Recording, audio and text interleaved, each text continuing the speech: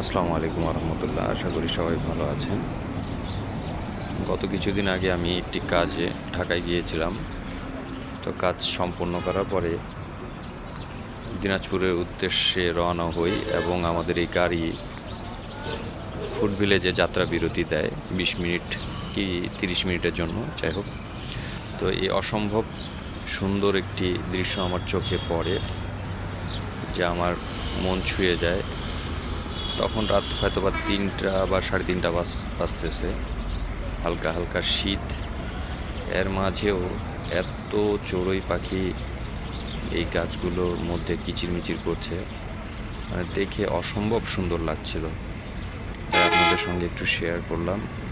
যদি ভিডিওটি ভালো লাগে থাকে লাইক, কমেন্ট এবং শেয়ার করবেন এবং অবশ্যই সাবস্ক্রাইবার করবেন। আশা করব আরও নিত্য নতুন কোনো ভালো ভিডিও আপনাদের উপহার দিতে। আমার সঙ্গেই থাকবেন। সবাই ভালো থাকবেন, সুস্থ থাকবেন। আল্লাহ হাফেজ।